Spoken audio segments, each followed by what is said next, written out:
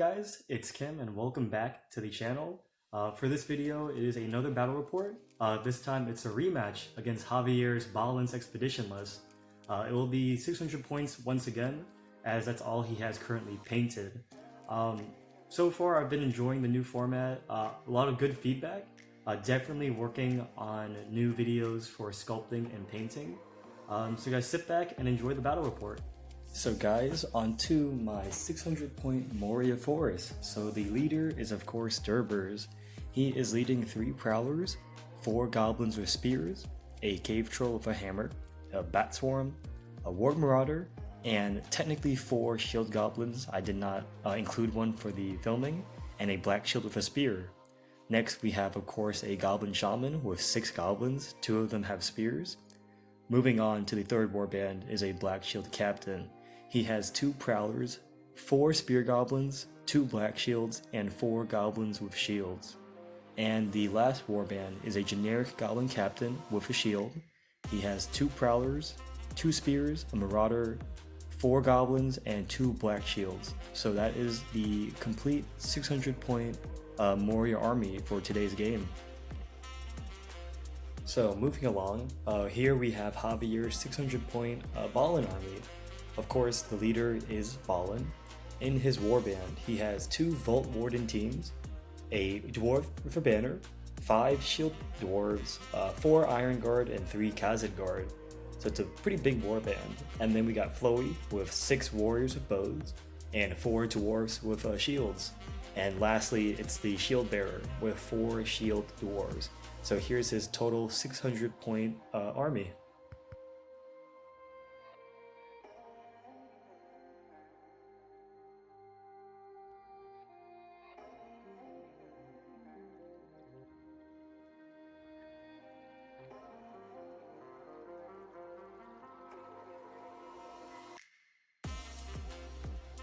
So moving along to deployment, as you guys can see on the right flank, I got my black shield captain warband. The idea was to get a flank onto the main objective, which is killing Balin. As you guys can see, we have both Durburz and Balin, both kings in the middle, due to Contest of Champion. Then you guys can see Flowy and the shield bearer take up the left flank, while I respond with putting my generic captain. My goal is to throw the marauder and the prowlers to tie down the archers.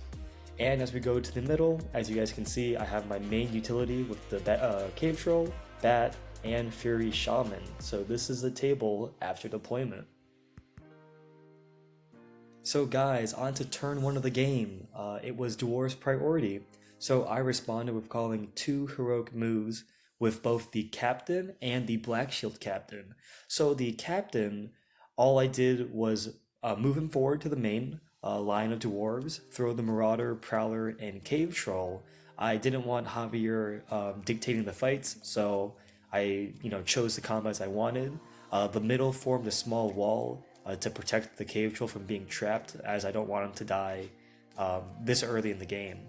And as we move along to the second heroic combat, I have the black shield captain. He, of course, moved forward. I got a good amount of goblins to surround the Iron Guard as I'm hoping to kill them. And of course, Durburz charges into Balin as I want to tie him down. Having heroic defense allows me to prolong the fight. And as we look back, I have about 5 or 8 models that will move during my actual movement. So guys, as we move along to dwarf movement for turn 1, Javier got the shield bearer into combat with a goblin, as he wants to use the special rule of getting free heroic combats, getting closer to his king Balin. And as we look forward to the top, Javier is pointing with his finger. A few of the dwarves did move to get a better position. As we go to the left side of the table, a few more dwarves charged a few goblins they could. And of course, Flowy turned off the bat's fly ability, thus making my bat swarm only movement 3, which is huge as I cannot use him for his main purpose. And on to turn 1 for the remaining goblins. My Fury Shaman did move, and he got Channeled Fury off easily, rolling a 3+. two goblins charged the shield bearer, picking him off so he'd have a bit of a harder time to charge Durburz in the later turns. My Warg Marauder, of course, charged the Khazad Guard, hoping to kill him. And as we go down, we can see my Bat Swarm, who currently moved 3 inches, thanks to Flowey turning off his fly special rule. So here is the table at the end of both movements onto combat. So guys, on to turn 1 of combat. We start with the heroic combat that the shield bearer gets for free. He easily won and killed 2 goblins, all said and done after the combat as well. Moving along to the king fight, Durburz did call it a heroic defense in case I lost. However, Balin used a might to win the duel, but it failed to wound Durburz, which is huge. The Black Shield Captain, of course, won his fight and easily killed the dwarf with the +2 to wound. Moving along, this right side was very tanky, more than I expected. I actually lost a goblin and the dwarves took no casualties, so it was very shocking.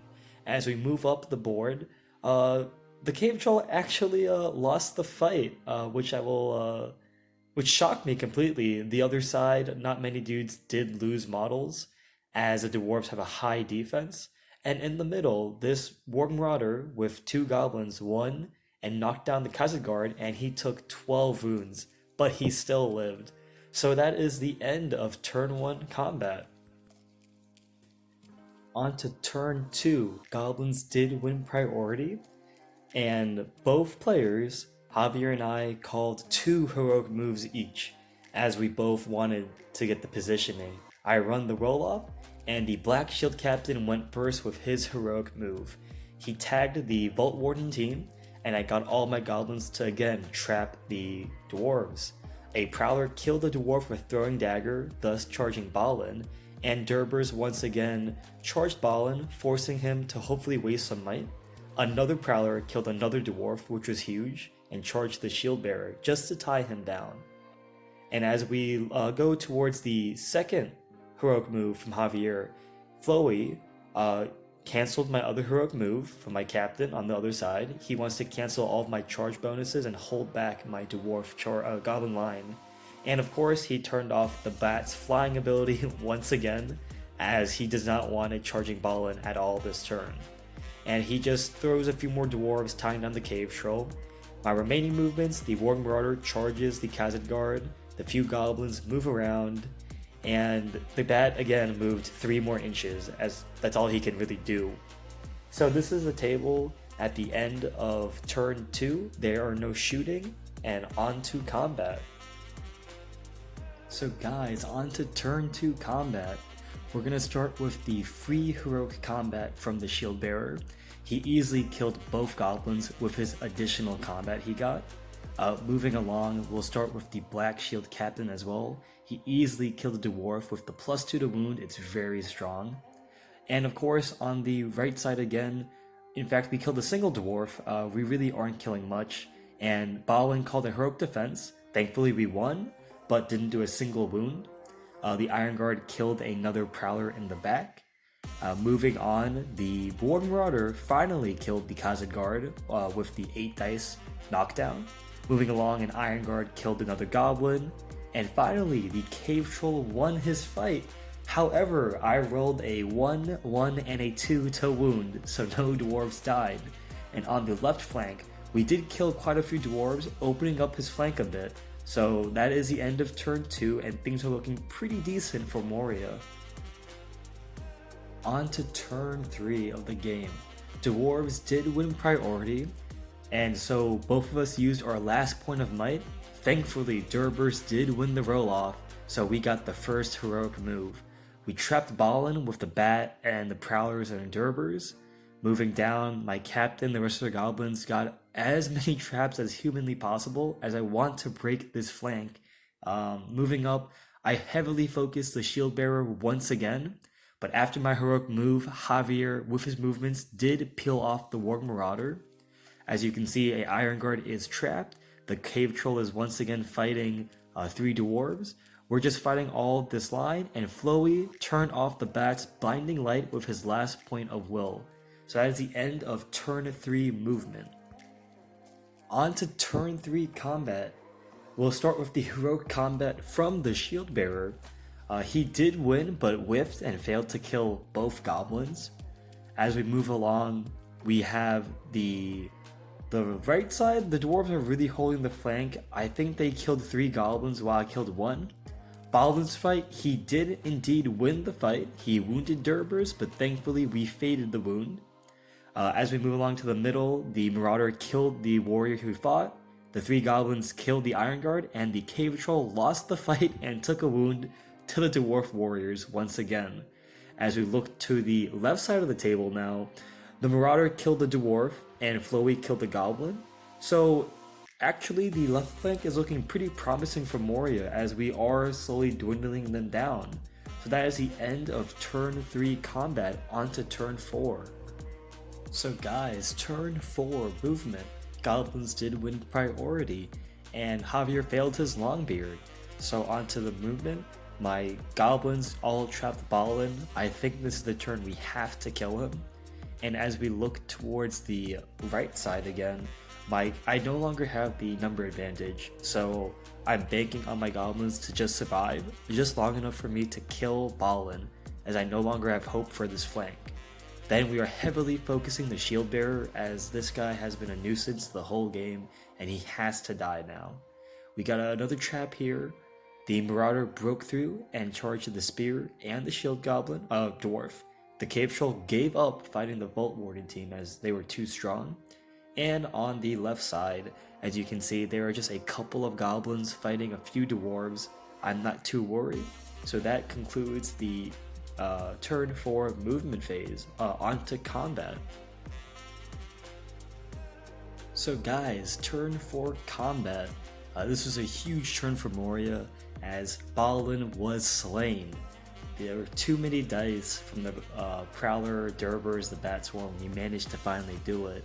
But as you guys can see, the flank is lost to the Dwarves. They slaughtered my goblins, but the Black Shield Captain did kill another dwarf, the +2 always coming in very strong. And the MVP is the Shield Bearer. He again won and killed the wolf, dismounting 3 goblins from the Marauder. As we move on to the left flank, the Cave Troll did win the fight, but once again whiffed, rolling a 1, 2, and 2 again. The other warrior killed the wolf, dismounting my other marauder, and the few combats over there, nothing happened. On to turn 5 of the game.